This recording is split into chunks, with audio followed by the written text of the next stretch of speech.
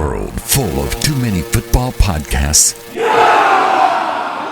comes another football podcast. One man's quest to find the answers. Okay, boys, let's go to work. Now, live from Pine Grove Studio B, it's Let Me Be Frank with T. Frank.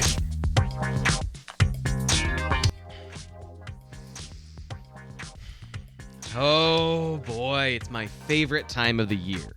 The draft is here, and one of my favorite things is to talk about draft profiles, players, what they're good at, what they struggle at, and generally, what they might do at the next level.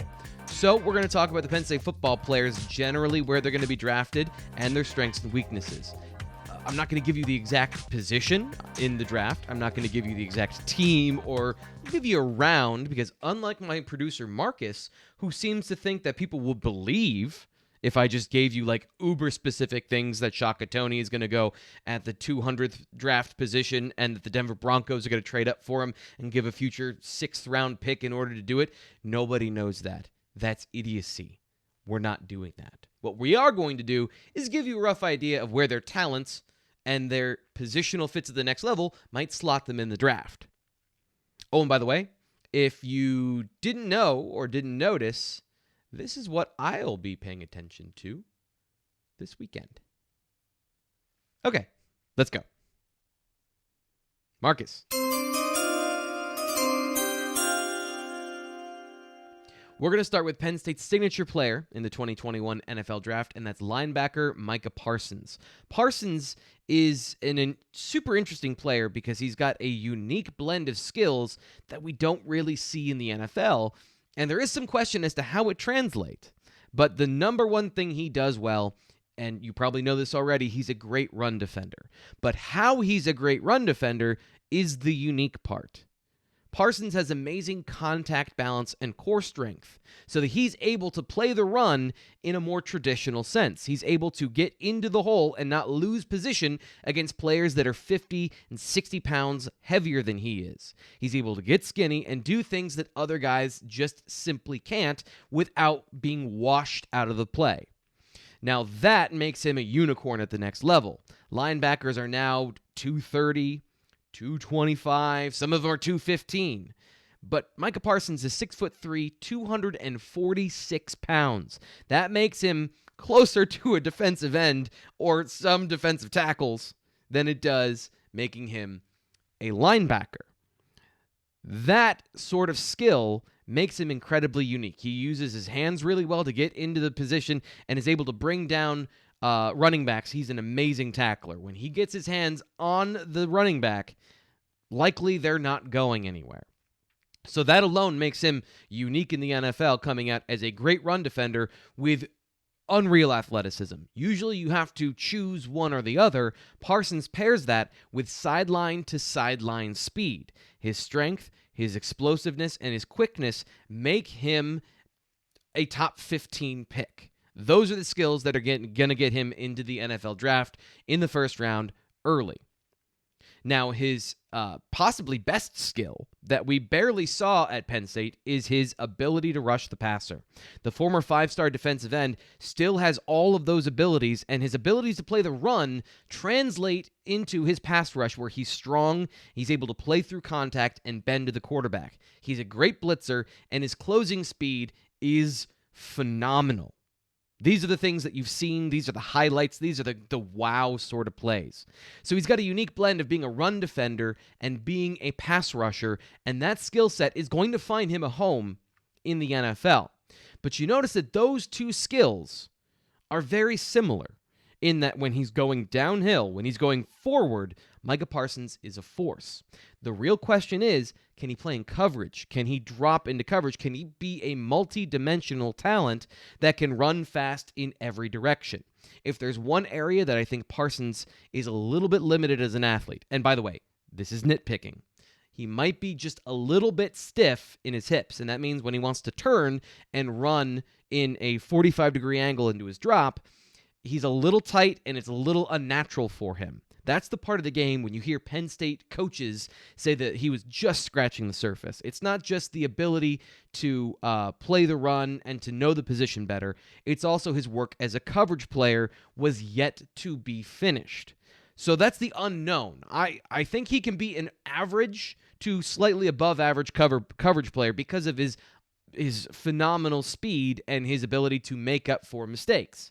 The question is, does that translate into him being a complete linebacker? Because if he is, he's a top 5 talent. He's Luke Kuechly. He's something that you can't get anymore. The position scarcity of being able to play the run and the pass is what might drive Micah Parsons up the board if there's a team that believes he can do it and that they're fine with taking that risk. If that's the case, he's going to be a top 10 pick. But likely, he'll slip a little bit because of the positional value, and he doesn't show that high-end ability as a coverage player. And again, even in coverage, when he's able to attack downhill in underneath zones, he's a difference maker. Most likely, he's going to end up in the top 15. The next player on our draft board is edge rusher Jayson Oweh. Marcus, the chime.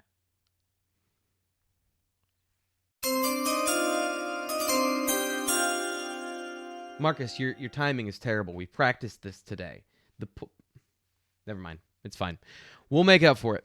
Okay, so Oweh, as you may know, is an insane athlete. Of the 2 Penn State football players of note that we've talked about so far that are great athletes, Parsons and Oweh, Oweh's the better athlete.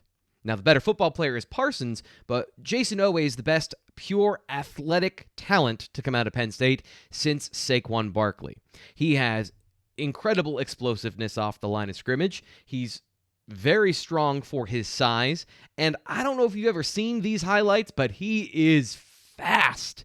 Any way you want to measure his speed, short speed, long speed, 40 yards, chasing a receiver down the field speed, he's got it. Some teams want to see him as a linebacker because he might be not the traditional body type.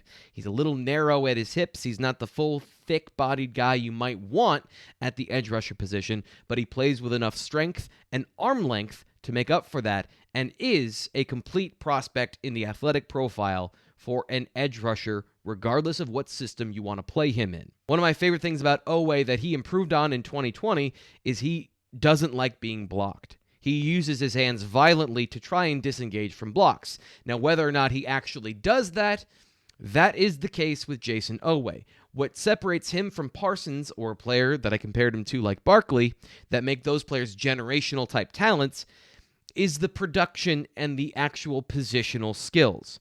Is he a finished prospect? No. But if you watch where he was in 2019, which was bad as far as his technical abilities at the position, there was a clear improvement to not as bad in 2020. And I know that what we're saying here doesn't sound great, but there is a clear progression for a guy who is young to the defensive end position. So if you want to look for improvement in a year like 2020, where he didn't even meet his positional coach until the fall, there is some clear evidence of progression from Oweh and the fact that he became a much better run defender in 2020. The raw prospect profile, while it fits, is not the complete picture. Now, he doesn't have a consistent plan of attack when he attacks the tackle. That is true. But when he does have a plan, you can see that he has intentional use of his hands, and he's not flailing about. He has several moves that he tries. The problem is if they don't work, he doesn't have a plan B. He doesn't have a counter. And it's the consistency in which he has a successful rep that is the difference for Oweh. And please, don't talk to me about sacks. Literally, I don't care about the number of sacks. 0 isn't good, but if he had 1 or 2 in 2020, would it made that much of a difference to you? It would have? Okay, well, I can't fix that for you. I'm sorry. Now, what's going to make him a first-round pick other than the measurables is that I think there's a higher floor than people want to give credit for because he is a good run defender. Jayson Oweh is a good run defender who has great athletic tools and can be an all-around player at the position if he's able to progress as a pass rusher. If he isn't, and he becomes a good rotational speed rusher, with his skills, he's going to be a good player at the position. It's just a matter of if he hits that high-end potential. The reason Yetur Gross-Matos didn't go in the first round 2 years ago is because he didn't have that high-end explosive ability that a guy like Oweh has. So between all of the players that we're going to talk about as far as pass rushers, Jayson Oweh has the highest upside, including Micah Parsons. We'll make our way down our Penn State big board, and we're exiting the first round to talk about tight end Pat Freiermuth. Mark, can you work with me here? You got to time it right. This is a well-oiled machine. You can't just go willy-nilly firing things or being on your phone. Come on, work with me here. Okay, Pat Freiermuth. Pat Freiermuth has been the same guy at Penn State since his freshman year. Now, that's a good thing and a bad thing because he arrived a man among boys in 2018. The issue is, he's kind of the same guy now, and what you had hoped for as far as progression in his abilities hasn't really been there. Now, the good thing is he has gotten better at the position. He is a really good receiver. He knows all of the little things that make a good receiver, regardless of position, running back, tight end, or wide receiver, effective at the next level. He's good at getting in and out of his breaks. I think he can quickly transition well, and he's got good ball skills with the ball in the air. He can high point, he's a good red zone target, and he's got good, dependable hands. When you talk about the security blanket sort of thing at a tight end, that's what Pat Freiermuth is going to give you, a dependable target who's going to be where he's supposed to be at all times. I love the way he uses his body to box out other players on the football field to go get the ball.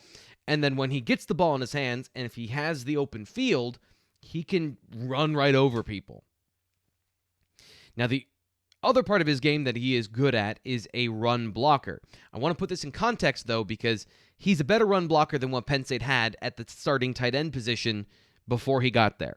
That doesn't mean he's a great run blocker. He's a good run blocker, but he can get better at this position because he doesn't really dominate. He's a good technical blocker, like his receiving, but he doesn't ever push people off the ball, doesn't create a lot of space along the offensive line as an inline blocker, and there are times where he comes into a block on the move with good positioning and with good hands, but again, doesn't drive anyone off the football. I think he has more to give here. It's just it's a mentality more so than an ability thing.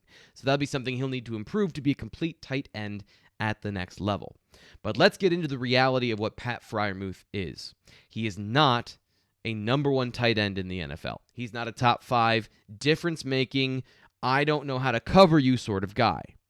He lacks the overall speed and explosive abilities that you would hope for from a guy like Travis Kelce or George Kittle or Darren Waller, or that's really when the list ends. So that doesn't mean that Pat Freiermuth is a bad tight end. It just means he's not insanely good to the point that he would be a top 10 pick. So that's what you're really looking for when it comes to Pat Freiermuth, and what I think from perception early on was, look how good he is now, wait until he gets bigger, faster, stronger, and the reality was he was as big and as fast as strong as he might get at his position. So the expectations, I think, are the thing you got to understand with Pat Freiermuth, is that he's going to be a guy that complements your passing attack. He's never going to lead your passing attack. And because of that, I think that makes him a second-round tight end. Now, the issues are we haven't seen anything really great from him in a while because of the injury in 2020, and he didn't work out the pro day where he put up any measurables. Teams want him to play at 250 pounds as their move and receiving tight end, and I think what makes him special is if he's around that 255 pounds, using his big body and not focusing on the athleticism of the position, which we know is just, it's not there with him, so why try to force it? Make him a stronger physical player that can still move and is a good receiver at the position. I think that makes him more of a mismatch than making him a 250-pound, smaller than he can potentially be, move tight end. That being said, if he can become strong for the strength at that position, at that weight, and he does become that all-around tight end, that's the sweet spot. But in the end, I think he's a second-round pick, and some of the issues of not seeing a lot of great stuff from him might push him into the end of the second round, but there aren't a lot of tight ends in this draft class because, like we said, there aren't a lot of tight ends. There aren't a lot of really great guys, so he will likely be a mid-second-round pick. Moving on to one of my favorite players to watch on the Penn State big board is defensive end Shaka Toney. You're just firing willy-nilly, aren't you? Marcus, we're going to have a talk after this. Okay, let's talk about Shaka Toney and why I like him so much. Toney, amongst the pass rushers we've talked about, from Yetur Gross-Matos to Jayson Oweh, he is the best pure pass rusher in the group. He has the best use of his hands. He's got great blend of length and explosiveness at the position, and he just has gotten better. The part I love so much about Shaka Toney and watching him progress from his redshirt freshman year is not just that he's molded himself physically into a guy that can hold up at the defensive end position, but also his technical proficiency at the position. He uses his hands so well. He's able to use a long arm and then dip inside. He's able to speed rush. He has a good rip move. Like, he has a full bag of tricks when it comes to how he gets around tackles. And despite the fact that he's a little undersized, and we'll get to that in a minute, he still has that same sort of core strength that Micah Parsons possesses that makes him able to bend the edge back to the quarterback. Now, if he gets in that position, if he gets to the top of the pocket and he bends back, most tackles can't push him off the spot. That's the threshold of strength he needs to be effective in the NFL, and I do think he has that to be a situational pass rusher. He also has worked hard to be a good run defender at his size. But that's the obvious problem, is the at his size part. Now, again, he's got good length, long arms, good frame, but if you look at his weight on the depth chart over the last year, between when he was at Penn State and when he wasn't during the pandemic and everyone was sent home, he went from like 247 pounds to 232 pounds to 250 pounds to after the season, now he was 245 at the pro day.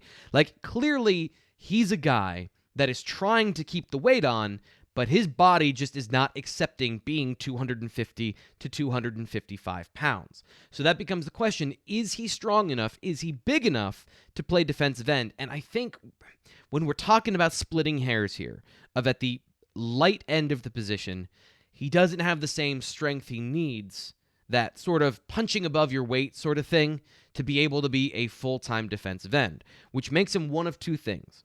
He's either a situational pass rusher, or he's a guy that might have to switch positions or play a hybrid role.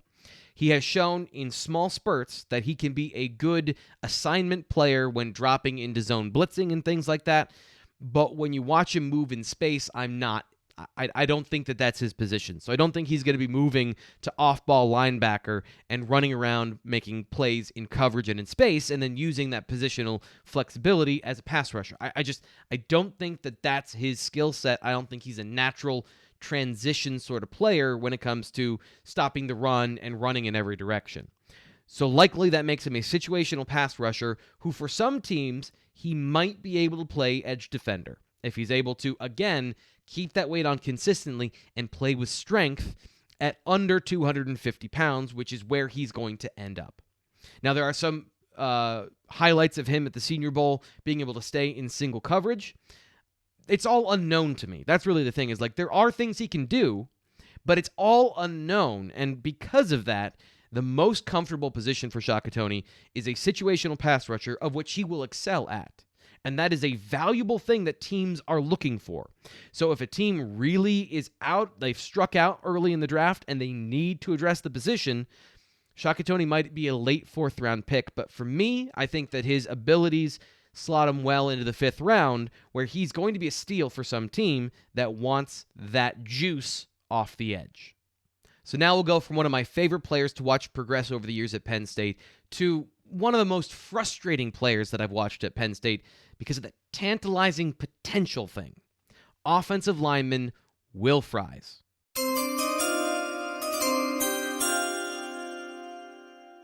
Marcus, I don't know if I've ever been more proud of another person. Thank you. Thank you. Okay, so Will Fries. This is the thing. Will Fries came in as a redshirt freshman and played and showed potential as far as being a really good right tackle. And the thing we got to address about Will Fries is that we talked about great athletes amongst the other guys that we've already discussed. quietly, Will Fries is a unit. Just look at him during the Penn State Pro Day. At 6'5" to 309 pounds, he is a physical specimen, and he's got great explosive linear speed, and when he blocks people, they move off the line of scrimmage. That is a valuable asset, and it's one that I think he's proven over time as far as being a good run blocker who can move people off the spot. That makes him a desirable guard at the next level, where he played in 2020 and showed some great progression. So this is where I think that the distinction is made of like different types of athleticism. He's good in a straight line. I think he's a great body composition, overall strength. But what he lacks is lateral agility, the ability to transition that weight into a kick slide on the outside to play tackle. That's really why he moved inside, is he's a bit stiff, and he's a bit of one of those waist benders that you talk about where he doesn't have great football positioning. He can't lower his center of gravity. And unlike some of the other guys we've talked about, his contact balance and his core ability to maintain his position in the universe when contacted by another player, simply, it's not there, especially in pass protection. That's a huge problem. Now, it's less of a problem if he plays right guard than if he plays right tackle, where he's not going to be in space against some of the greatest athletes in football and maybe on the planet, but it's still going to be a problem when he faces superior athletes on the interior. He's not great laterally, so that I think rules out some different concepts for him, but he's shown that he's a good pulling player. He can make plays when he's on the move, and he's able to drive block, which makes him a good gap scheme sort of run blocker. I think some of his deficiencies can be overcome at the next level, and it makes him a good prospect. Because again, like Shaka Toney, we don't have a lot of evidence on him being a high-quality guard that would make him go higher in the draft. Now, he's a good project, which means projects like that go in the 5th or 6th round, maybe in the 7th, if teams want to pass on something for a more sure thing or something of a more complete sort of skill set at the position. But I think Will Fries, with his body of work, shows that he might be able to transition to guard at the next level and be a good developmental prospect who may even start with his, exceptional physical abilities in a very narrow sense. And then we move on to the guys that might get drafted, but also might be priority free agents in a year that does not have a lot of priority free agents. We're going to start with safety/slot defender Lamont Wade.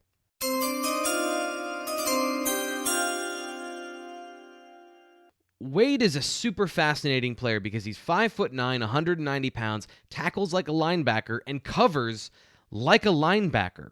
Honestly, if Wade were 5 inches taller and 40 pounds heavier, I think he might be the prototypical mold of what you're looking for in a modern age linebacker. But because of the position he plays, his good closing burst, his linear speed, and his zone instincts, those aren't quite enough to make him a draftable player in the NFL, because what he lacks is the ability to do all of that and transition laterally. Playing in the slot is all about two-way goes, being able to defend players in space. Lamont Wade doesn't really have those skills, but he has enough athletic skills, and he's a good enough overall football player when you count his run defense and his ability to blitz from the slot, that you think that there's enough utilities there that he might be one of those modern-age slot utility players that can do a little bit of everything.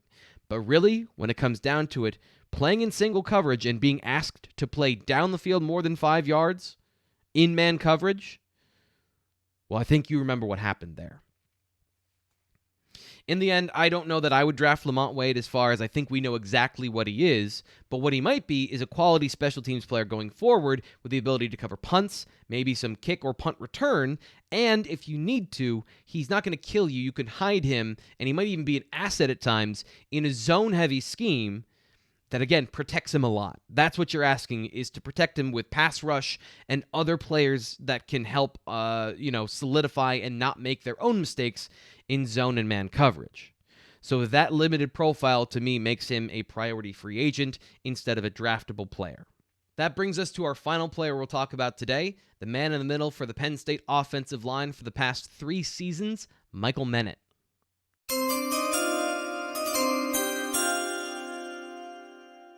Menet is a really interesting. He's one of those players that's really good at football. So executes his assignment for the most part exemplary. He's a good inside zone blocker. He's good at comboing with guards. I think he does a great job in general as a run defender, and he can get to the second level and make plays on linebackers. He's also, a center, so he has the maturity to set the protections for the offensive line. He is a decent pass blocker, and surprisingly, I think he has a better anchor against bull rushes than his profile might indicate. So there are some positive things to look at as far as his ability to move in the limited space you have on the interior of the offensive line and to do all the little things well. The problem is there's no definable traits for Michal Menet. He's an athletic, undersized center that I don't think is super athletic. He has to be technically perfect, and he has to hit his mark exactly in order to execute the block properly. When he gets to the second level, I don't think he has great recovery, agility, or speed, so that makes him not a super athletic player. And he obviously, at his size, lacks the power and the natural strength to move people and make a difference along the offensive line. So what does that leave us with? Well, for the draft, it leaves us with a guy that I don't think any team is going to prioritize in the 6th or 7th round because he's clearly a guy that has a limited upside. But that limited upside might eventually lead him to be a starter in the NFL because, again, he's good at football. He does all the things that you want pretty well. There are some times where I think he's trying to overhelp along the offensive line where he's trying to do too many things and he might miss his assignment. But if you play him alongside guards that are very good and aren't making mistakes, I think that might help prop him up to make him a really solid pass protector who will struggle against elite players, there's no doubt, but I don't think will kill you all the time in pass protection. And again, as a technical blocker at the next level, as long as he can functionally move on the football field and create enough space for running backs, he might be good in a zone system. He might be good in specific schemes. So there is a path for him to play. And I definitely think he's going to be a player on a 90-man roster and make a training camp in the NFL. But as far as his upside, even if he does eventually start for a team, he's the guy that you're always trying to replace because he physically doesn't give you what other guys might. Yeah, we're doing pulled pork nachos this year. So normally we do tacos, but I got a pork shoulder, and I just wanted to switch it up, Tacos are a little hard to eat, especially if I'm going to be throwing my hands around all the time when Oh, sorry. Hey, so that's the 2021 Penn State Big Board for the NFL Draft. Hopefully, that gives you a better idea of not just where these guys will go, but once they get to their positions in the NFL, once they get to the teams that draft them, you'll see whether it's a good fit or not, and whether or not they succeed based on their strengths and weaknesses, and if that team is going to take advantage of those things. So hopefully you enjoy the draft. Pulled pork nachos. This is Let Me Be Frank. Now it's time for my favorite segment on the show. It's Beers with Brian, with my buddy Brian. How's it going, man? I'm good, man. How are you? It's draft week. Yeah, give me 1 second. I need this. Oh, it's been a week. Yeah, well, for you, it's can week, right? That ain't a draft. Yeah, pretty much. So, I mean, it's been nonstop with stuff for the draft with everything we're doing. But, Thursday is the Christmas day for most people who like football. So I'm excited for it. It's just one of those things where everything's happening this week, Yeah, absolutely. And, I also appreciate how I made a dad joke and you just kind of let me go with it. And you didn't call me out. You can tell we haven't hung out in a while because, if I was in person, I would have had to do a lap. It was literally over, just went right by me. I'm still feeling like the first chug of beer, so I don't think I even noticed it. Oh my gosh! So let's start with, what are you drinking tonight? This is a double IPA from Voodoo, one of a handful that I got in a can exchange with my future brother-in-law. And I've been waiting for some special occasions to bring out the 8%ers or higher. So I figure, you know what? Why not? Yeah. That's awesome. Yeah, that's by the way, congratulations. Brian is engaged and is getting married. And when's the date? Do you have the date yet? September 21st Of this year. of this year. Of this year. Okay. Yeah. Football Why wait? season marriage, man. You're a braver man than me. Well, here's the cool thing, man. We're gonna go away for the wedding and have it be smaller, so you can't do it on a weekend if it's below a certain amount. So we're gonna like take a whole week off and have it be like a vacation and get married on a Tuesday. So I will not miss any football. Wow. On a Tuesday. You won't even miss MAC football on a Tuesday. I mean, maybe they play 7 days a week college now, especially early in the season. Yeah. From week 0 till the championship game, I'm fairly certain there's a football game every day, except for your wedding day. Then it doesn't matter. But no matter what. So why do they call it week 0? Just, I mean, you brought it up. I mean, you mentioned it, but like, doesn't everything start at 1? Well, I'm not a mathematician, but aren't negative numbers real numbers as well? So theoretically, is there no start to numbers? Go away. Go away. You ain't time for math, man. It's not time for math. Analytics. Woo! T-Frey get his analytics using a number line. Dude, I have a broadcast degree. New math. He's learning new math over there. I don't even know what I said. Honestly, I don't know what I said. I just made it up. I have the same degree that you do, and I don't know stuff about math. Yeah. Well, I think we all can get away with that one. We'll give you a pass. Thanks. So, by the way, tonight I'm drinking a Your Logo Here. So, you can put your logo here. Anybody could put their logo here. So, I'll be drinking a fresh Your Logo Here for tonight, and for some nights to come on Beers with Brian. So, where are you watching the draft tomorrow? You watching it at home? You watching it? Yeah, I'll be watching it at home. Cool. Gonna? Technically, I could go out because I do have my superpowers from my 2 vaccines, but I'm just gonna watch this one in house. I mean, yeah. Steelers are at 24, so that puts them like late in the evening. It's not worth it. Yeah, it's like 10:30, and that's like a lot of come back around in a minute. That's we're still looking at the menu. There's a lot of that going on when it's like 10:30 and you got there at 7.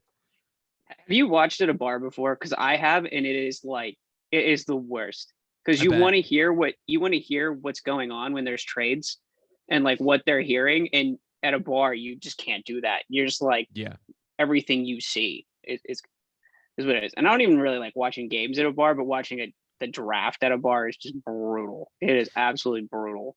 Yeah, I bet. There was one year I went. So this is how this went. It was back when I was doing my individual player profiles for the top like 175 in the draft. And Zoe's friends from work wanted to go out and watch it at the bar. I didn't want to not be fun. So I took my laptop to the bar and sat there tweeting out draft profiles as players were picked. That was my night with a beer and a laptop at the bar with a bunch of regular people who were just there hanging out. And I'm the dude. It wasn't like a group of like reporters who got it. It was just me and a bunch of college kids that are like, Zoe, your husband's weird. So that was my one experience. It was, as you may imagine, not as much fun as it should have been. Have you seen those people since? Like, did they give you a pass or no? Can I opt out of this question for 2021? You can. Because like nobody recovers from that. Like weird first impression at a bar. Like even if it's just people that you meet, like friends of friends, is really hard to recover from. Because there's always like, hey, remember that one time when you brought your laptop to the bar and just played on your computer all night? And you're like, I wasn't playing. I was tweeting about the draft. You're like, that doesn't make it better. Look where it got me in a roundabout sense, drinking beer on Zoom with Brian professionally. So, I mean, I'm just drinking beer There in you a go. different venue professionally now. Yeah. It's just Well, the there you go. evolution of what we're doing. Are you excited for the draft this year, or with the Steelers and the situation they're in, is it kind of like a reserved feeling? Well, I mean, and the draft's always weird because like I inherently like the draft. I've always liked watching it, but I've never liked watching it for the Steelers. Like I'm always interested in what they're gonna do, but it's more of like a whole league thing. I just like to see where players like slot in and where they go. Also, And the you've Steelers got have a been drafting in the back half for the last 15, 20 years. So so I was I mean, just there's about to always say that. there's a certain amount of Steelers privilege you've got going on there when they're always drafting late. So it's not really about the Steelers. It's about watching the crappy teams make bad decisions. Yeah, I mean that's what it's all about, right? Yeah, it is. It is. Man, It's about it's Mac like Jones going 3 and everyone throwing chairs. right, or somebody reaching on a tackle that was projected in the third round. Like, how did Cosme go at 15? Yeah, or well, the Texans don't have a first round pick, so that won't happen this year. It'll have to be no, the Seahawks, all of the culprits of who the hell is that drafting, they don't have first round picks this year, so we might be saved from some utter nonsense. Now there might be some question marks, but the utter nonsense teams have already traded away all of their valuable assets and are in the back of the bus. So that might be a thing. Oh yeah, and there do you feel like there are certain teams that just draft based on like what we read on the internet and see on TV every day? Like I swear, like the Jaguars, like not this year because of Trevor Lawrence, but they're like, you know who's really good? That guy everybody's been talking about, Schefter. That Yeah. Schefter guy, I feel like he's got it. I feel like Kuiper and McShay and T. Frank, they got it. They figured it out. Mm-hmm. Oh, but one thing McShay talked about this week was the Micah Parsons sliding down the draft board, right? Mm-hmm. And like he might get to 19, and that is so silly. And here's the reason. First off, 5 quarterbacks are going in the top 10 or 12 picks, so that slides everybody down at least 5 picks, right? Mm-hmm. So if Micah Parsons at one point was a top 5 pick, you've got 3 quarterbacks going, whether they're better or worse at football than he is, it doesn't matter. You know, that it leaves 2 more players. You throw 2 more quarterbacks in there, and then you go offense, and maybe your needs don't line up with a linebacker who maybe is good in coverage. Like the reason Micah Parsons is sliding is not the off the field stuff. The reasons Micah Parsons is sliding is quarterbacks and can he cover? Because I was talking about this with somebody this week. It's not like he was arrested yesterday, right? And he's never been arrested. Like there's never been a legal thing where he's been, in serious trouble. Like he was named in a lawsuit where he wasn't one of the plaintiff or one of the defendants. So the teams that are in the draft have had plenty of time to make up their mind whether or not they worry about any of those things. So what's going to cause him to slide is whether or not people think he's good enough at football to draft in the top 10, or if they removed him from the big board. Like he's not sliding this week. This is entirely based on what teams have decided already. Now, if it was the Laramie Tunsil situation, yeah, he might slide, but it's not because of the off the field stuff. So I had questions about that too, because I heard the McShay thing, and I've heard a few other guys say, "Hey, I don't know, now they're talking about him sliding out of the first round." And I'm like, no, will he? no, Because he's like a really good talent, and like even like because you're big into like player value, right? So like an off-ball linebacker isn't like the most valuable pick, but he's a different breed. Like there's like non-value picks, and then there's like Saquon, right? Right. Yeah, and he's got enough hodgepodge of skills, so he's like a phenomenal pass rusher, and he is next level good in the run as far as his ability to get into gaps and not be pushed out of his spot. Those 2 things alone make him, plus the athleticism and all those things. Some team's going to want that, right? Some team with a creative defensive coordinator that needs, at the very least, a run stuffer in the middle, you're going to find a role for that guy. And then it's whether or not you think, based on the limited coverage snaps that he has, whether or not he can actually do it. That's really the question. Yeah, I mean, if he had played this year, do you think it'd be any different? Because I don't think it would. It could have only gotten better. I'll say that. Like if he had come out and been, had a good season in coverage and had gotten a couple picks or a couple pass defenses or, just in general made some plays on the ball in the passing game, teams want to like him. In my opinion, teams are going to want to like a guy like that because he plays old school football from the linebacker position, and nobody has that anymore. So the first hint that he can do it, teams are going to jump on the idea that he can do it. They're going to say, okay, we've seen enough. We're going to count that as a positive. That's my view of what I would think, because I would be desperate to find a Mike linebacker that can actually stop the run and can actually play at 240 plus pounds and be a realistic multi-dimensional threat. Those don't exist anymore. It's kind of like the tight end position, right? So like everyone's looking for George Kittle or Travis Kelce, and that's the list of tight ends. Like you don't have 15 players in the NFL. It's not like half the league has a tight end. Some teams don't have a single one that is any good. And then everyone else is holding on to athletic projects. Like OJ Howard hasn't been traded yet. That drives me up the wall that him and David Njoku haven't been traded yet. Yeah. See, that's when we talked about Friarmuth last week. That's kind of what I was getting at. Is like he wasn't fitting the mold of like just because Pitts is in the same draft as him. Like, right. This year's weird. The Penn State top prospects, it's very different than years past where like they were late risers. Like a lot of those guys, like Adrian Amos and even Robinson. I mean, some people had him in the first round. He went in the second, but deep wide receiver class. You usually see guys who rise. It's not like this year's class where they're like, well, I don't know. Oweh didn't have a sack last year. And, Freiermuth, he's not a great blocker. And, there's concerns about personal issues with Parsons. Like that's not normally what happens. Usually they're late risers, not late fallers. So that's what makes this year's like crop of the top 3 Penn State guys a lot different than in years past. Yeah. And then I will still be mad to this day that Chris Godwin was a 3rd round pick. I don't understand that.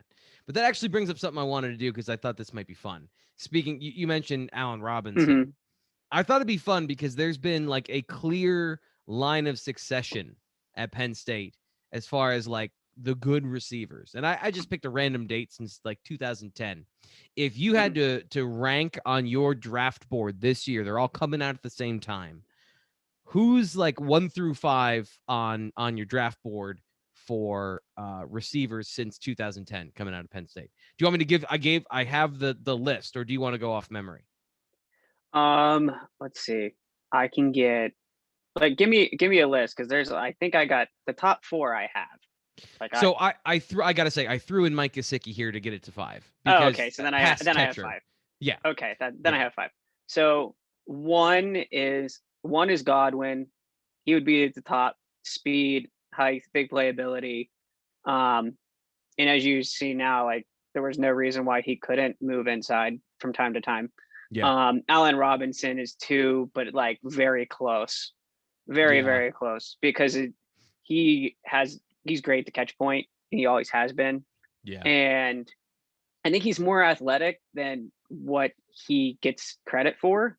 And also he makes something out of nothing. Like he hasn't played with a good quarterback since birth. So like seriously, like if we go back, like I don't know who his high school QB was, but I know who his college and his pro QBs have been in. It's brutal, man. It's not good.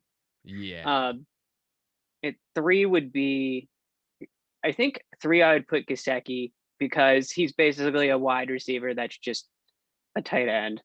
And then I think I would go Hamler and Deshaun Hamilton 4 or 5. Crazy that Hamler is 4th, like with all that speed. And I know that he didn't have the best rookie year, but like he was like some people thought of him as a 1st round pick, as a receiver. and he's the fastest guy on the list, and yet he's fifth. I would have to, and originally I was going to go Godwin as well, but the thing about Robinson is what you said of like he's never had a good quarterback, and he's still been a Pro Bowl receiver. He's still like his catch radius is bigger than, I mean, it's insane. It's massive. His ability, it's massive, yeah. to be able to like he's got better hands than Godwin, and Godwin's got good hands. But that's what when you talk about the leaping ability, the natural like basketball in the air stuff, I don't think there's a guy on the list that has that. Even Gesicki, as far as being able to jump and maneuver in the air, like he's just got a natural ability there. So I think, but you're right. I freaking love speed. I love speed, and Godwin. I mean, he'll change a game for you. Like he'll be the guy who eats you alive, right? Like at the end of the game, if you're at a game, you're like, man, Robinson had 10 catches for 110. Yeah, but he could also go 8 catches right. for 135 and 2 touchdowns. That's the thing. Right. And his touchdowns are like within 10 yards. Like he's a good red zone player. But I mean, Godwin, like if you went just based on what they were out of college, I think Godwin is a little higher. Where would you put Freiermuth on that list if we're throwing in tight ends on the list? Is he at the bottom? I think he's probably at 6. And I like Gesicki because he's fast, right? So he has speed over the middle. He's been a big slot receiver. Can we agree on that? Yeah. Like that's what he is. He's just a big slot receiver. Yeah. And I like Friarmuth, but like I still think that Hamilton in the right situation would have been a lot better. And I think Hamler just hasn't had a chance yet. So I had Hamler 5th or Hamler 4th and Deshaun Hamilton 5th. But I both think if they weren't in Denver and playing with a better quarterback, we would be talking slightly different about them. Well, they got Teddy Bridgewater now. I did see that. And like I said, so if they had a better quarterback, I think that they would produce a little bit better. Like, come on, man. Teddy Two Gloves? Like I'm supposed to get excited over that? Like, so I love Denver, the idea. Like, you see that in news and you're like, oh, they made a trade? Maybe we're trading up. No. To take on cap room for Teddy B. Right. Yeah, I saw that. So it's 8-9, right? Denver and Carolina are 8-9. Yeah. So they just basically mutually agreed to have insurance. Carolina, like a State Farm agent, sold them insurance for their quarterback situation for a 6th-round pick. Yeah. And like here, the other thing too is that it's like a suicide pact for quarterbacks in the top 10. Like, remember last year when they were selling us, they're like, they're going all in on Drew Lock. Look at all these weapons, and then this year they're like, we don't have anybody to use to hold these weapons. Well, they found out in a hurry, right? Right. Well, he got hurt really early last year. Yeah. I'm pretty sure Bud Dupree ended his season like way early. Like got him hurt and he never got back. Yeah. To what he should have been. So I mean, it's tough. Like those situations are so weird because I loved that Hamler went in the 2nd round, but then going after Judy to a team with 3 other good wide receivers. Well, Cortland Sutton got hurt too, and that kind of I think put a hamper on them because if Cortland Sutton had played, maybe Drew Lock doesn't suck because he's one of those legit sort of Chris Godwin, big, fast, strong, can do everything receivers, and they did lack size last year, I thought. Yeah, I mean, all of those things, like you can't take anything from Denver in a vacuum, but then they did trade for Teddy Two Gloves. Like that's a thing. Yeah. Do you think either of them are getting a quarterback? Do you think 8 or 9 are getting a quarterback? No, I don't. I don't know why you would take regardless of what their internal rankings are, they're going to have to lie to themselves in order to fall to them. And they'd have to give up too much capital to get there. I don't think Detroit has a lot of picks to begin with. I think they're probably right at 7 now, though, that they got another one. And then I just don't think Denver, unless one of them falls to 9, I don't think they'll go get it. I don't think anybody wants to go to 5 or 4 and get the QB. Especially after most likely See, I don't even know. Because so I said this earlier today to somebody. Kyle Shanahan is he's like the Versace of quarterback stuff, right? So it's like, Mhm. Kyle, tell us what's in vogue now. Tell us about quarterbacks. What's the new fashion for quarterbacks? Can you tell I don't know anything about fashion? And Kyle Shanahan, I swear to God, is playing mind games the rest of the NFL. And he's just not going to say, and he's going to have all this misinformation about which quarterback he actually likes. That's the part that's Right. driving me nuts. Is I don't think I know everyone's saying Mac Jones, but this is one of those situations until I see it. I don't believe it. I just don't. So who knows what's there at 4? You Right. might And after actually he have one gave of the that best weird players at interview 4. too. Yeah, that weird interview he gave, that was interesting. It was hilarious. It was Yeah. very, very funny. But yeah, you're right. You don't know what he's gonna do. And I've called BS on the Mac Jones thing. I just have loved everybody that's come into his rescue after destroying him. Yeah. In December, they're like, hey, you know what? He's actually not that bad. And it's like, look well, how actually fat not- he is. Whoa, okay, never mind. He's good at football. Right.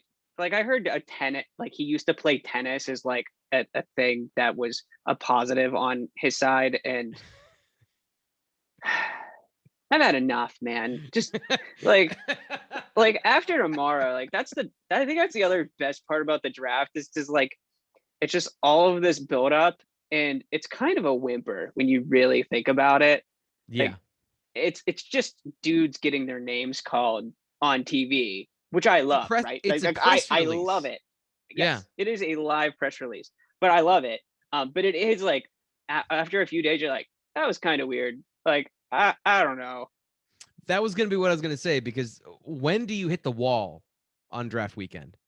What round or what hour of coverage do you're okay, I'm going to push through because I'm a football fan and that's what we do. But when is it oh God, I might just fall asleep and take a nap now? So, oh man, that's a great question, because it's really something I've been thinking about, right? It's it's gone down exponentially.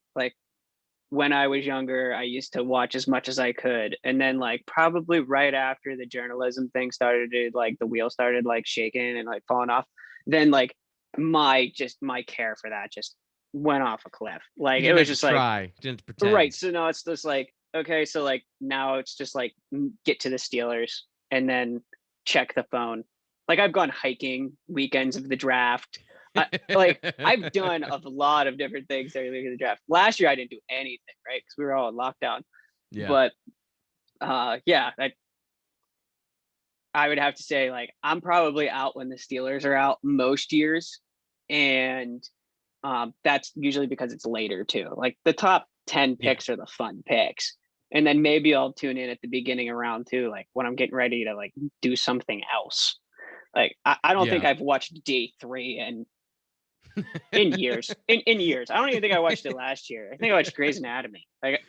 Oh damn. Yeah, we're definitely on a different level still. I'm going. Oh, I didn't get the remote, by the way. Grey's Anatomy wasn't I'm not that wasn't my top choice, but well, it's okay, Brian. If it was, I wouldn't judge you. That's fine. You would do that. Should I? No. No. My no, voice goes no, up. don't. Wait. So when is it for you? When do you stop? Mid-5. Just turn it off.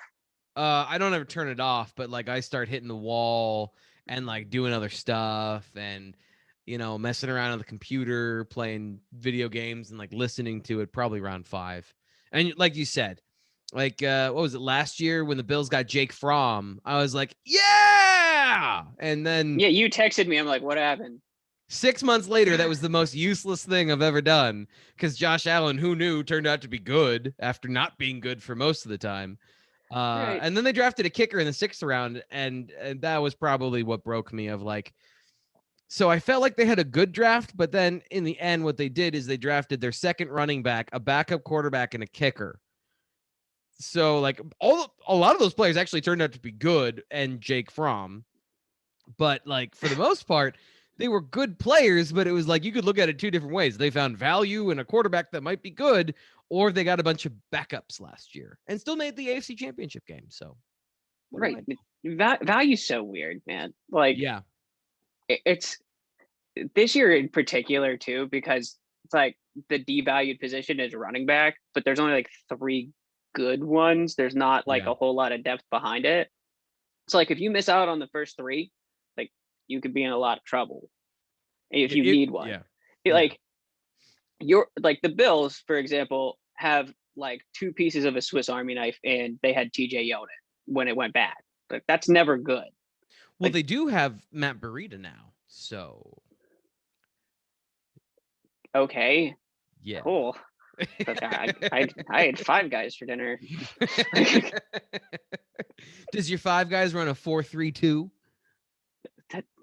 That's my 5 guy play football. Like it doesn't matter, man. Like what am I have to bring this up because one of my favorite draft memories ever was the Bills. You were covering the draft in college and you were broadcasting it for the radio station, and the Bills took, and I was on air back in the studio, and they took Stephon Gilmore like 10.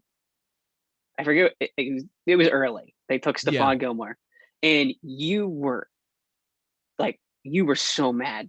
You were so damn mad. You're like, I'd like to see him block an edge rusher, and then like I think I was like being a smart aleck. I was like, like he plays corner, so he doesn't have to block the edge. And so now he's like defensive player of the year. Yeah, it wasn't that I thought he was a bad player, but like I had seen the Bills do this dance before where it's like, hey, you need a left tackle. It's kind of important, but don't worry. We'll take CJ Spiller instead, which is like my trauma that caused that moment of like, I wasn't mad about Stephon Gilmore, who was a good player. I was mad about the fact that they didn't take Cordy Glenn, who ended up being their 2nd round pick and ended up being for like a year and a half a good football player. And, that was really the problem is I really wanted Cordy Glenn. Right. No, so I guess another like kind of Penn State thing is just like, I remember, and this is another thing that you brought up to me last year, so I wanted to bring it up tonight. So if I'm going to air some T Frank stuff, this is another one. You liked Shaka Toney more than you liked Oweh going into last year. Is that still the case? As a football player, yes. Yes. Yeah, that's what I mean. Because you told me this. You like put like 8 qualifiers on. I'm like, I'm not gonna like bring it up, and then I did. I told you something, and I did it anyway. So here's the deal. Yes, Shaka Toney is superior as a football player with his positional skills and his hand usage and all of the like things I like to nerd out about. But if you're going to tell me which one am I going to take, I did a mock draft for another podcast I'm doing. My official mock draft, I had the Bills taking Jayson Oweh at 30, and I didn't have them taking Shaka Toney. So that's how I feel about it now. But like, as far as like one of my favorite players to watch grow over time, he's been like an orchid where it's like you watch it grow, and then it's like it's actually a thing that you can watch grow. As far as a lot of players, they don't ever get there, but he actually showed from the beginning to the end physical, mental, and technical growth. And like I appreciated watching that over time, which is why I enjoyed him so much, because I'm like, I can see it happen. It's kind of like watching like the tree rings grow on a tree. But in the end, Jayson Oweh is the better football player as a total package. Right. But that's all like the potential part of it too, right? Yeah. Like we both like Oweh. But what I was trying to get to is that like Tony's probably could be like that rotational rusher that if he lands in the right situation, like I hate calling out teams, but like teams that are perpetually bad, like if he doesn't land on one of the perpetually bad teams, like let's just call it Detroit. But there are like 5 or 6 of the teams that you know what I'm talking about. And he doesn't like, I can see him making a big sack in the playoffs is I guess the long-winded way of getting to that is I can see him being a rotational rusher that makes a big play in the playoffs because the number 2 or the number 1 edge guy is on the sideline. Because he just, like you said, he knows how to get to the quarterback. There's a reason that like they almost like, even though they had the worst game ever, they almost beat Indiana. It's because he and Oweh were like playing high five at the quarterback. Yeah. He reminds me. So I think he would have been a good fit with the Dwight Freeney Colts. Like that's what I'm thinking of, where he'd be a good Him fit and as Mathis. as a third defensive end for the Colts. Back when they had Peyton Manning and Mathis, and that to me is like a good fit for Shaka Toney. Like that's all he's got to do. Just 9. He's lining up at the wide 9, and he's going after the quarterback on every play. We don't really care what else you do. Just do that, and I think he'd be awesome at that. Yeah, well, I mean, that's what you're looking for. Like, he's a late round guy. Like, that's kind of what you're looking for, right? Like, you're like any of the guys that Penn State has. Even like if Wade makes like a squad, like he might be in the NFL for 10 years as a gunner. Yeah, he may be a really good special teams player that he just knows how to make plays when it matters. He can run and value. Hit, so yeah, right. There's value in the guy that tackles the punt returner on the 20-yard line every time. Like that's huge in the playoffs. It's like they need players like that. But going back to like Toney, does Penn State have a guy on the roster now who is similar to that, where they're an extremely good football player, but maybe we don't think of him as like the elite prospect that we're waiting to come out? Because you know more than me, right? I did a whole podcast on him this week, and that kind of like PJ Mustipher, he's moving into more of a nose tackle body. So he might be a guy that is like that. I think a fringe starter at the next level, where he provides a really good run element. And this is kind of projection of like what he could do this year. He provides a really good run element, and he might get you some pass rushes on early downs, but you're not going to have him on third down. Like he's not going to be Fletcher Cox. He's going to be AJ Johnson. Remember Anthony Johnson? Like I think that's a good comparison of what he might be, as far as like an athletic nose tackle that plays in a 4-3 as that sort of one tech, 2-eye, wherever you want to put him next to the guard. Yeah. That's where I think he has a value as a good player, but maybe not a guy that we're thinking of as a long-term NFL talent. Outside of that, I mean, you texted me like about like players on the current roster, and I was thinking it's like maybe some guys down the line, like maybe some future corners, like maybe JPJ becomes a guy. Kalen King, we might as well put him in the NFL now after the last 2 weeks. My gosh, every single one of you, every single one of you. No, everyone. Like, I get it. So part of that, and just part of that is we couldn't see anything. So it was literally every coach we talked to brought up Kalen King multiple times. So it was like, well, that's what we're talking about, because that's what they're talking about. And normally, because I texted you about this and you're like, do you believe that? And I'm like, why would they lie? Why would they lie about that? Why would they move guys from the position if he's not that good? Because they moved two corners because he and Johnny Dixon showed up. So the guy that I have a man crush on his abilities is Bretton Strange. Because I love. So what we're looking for, what we talk about with Pat Friarmuth, right, is what you're looking for at the tight end is that snappy electric receiver at 250. And Bretton Strange, like 245, 250, if he can learn to break tackles, that's what he is. He is fast. He's got like electric skills. He's a guy that quietly, I think, if he's got to prove it, but like it's in there for him to be better than Freiermuth and maybe as good as Gesicki, like in a different way. Okay, that's fair. I don't know if anybody could have the impact that Gesicki did in his like the 2 years, like that. He was an integral part of their offense. So maybe you're right, and I'll eat my words here, but I just don't know, because I didn't see enough.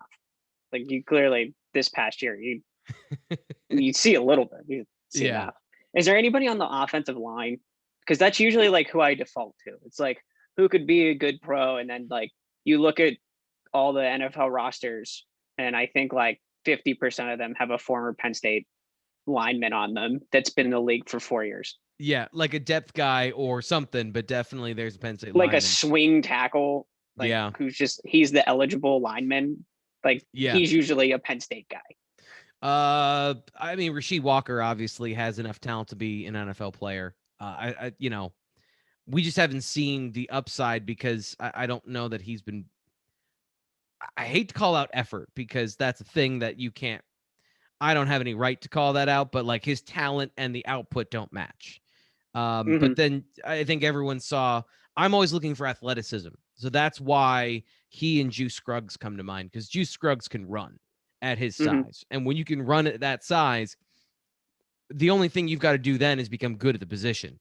So those are the two guys, and then long down the line, Landon Tangwall came in looking like an adult.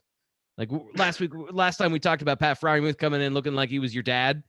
Landon Tangwall came in looking like he was somebody's dad coming to get them after gym class. Like he is gigantic already, and not like in a I put on a lot of weight because I think I'm supposed to. Like he's a unit. So those are the guys I would look at on the offensive line. But yeah, those would be the three. Right. Like so the current roster now is like a lot of room for growth. I feel like there's a lot of it could be's, right? Yeah. Like the corners are young for the most part. You got, or at least the high potential corners are young. The linebackers are fairly young. The offensive line is fairly young, and outside of Dotson, so are the receivers and the running backs. So you like there's huge breakout potential for this team. I like from a scouting perspective for like the pros, but it's also cool from a Penn State fan perspective because they're so young, but we're talking about guys who like have had a lot of reps. Yeah. That running back room, you did a pod on it last week. All those guys have reps. Yep.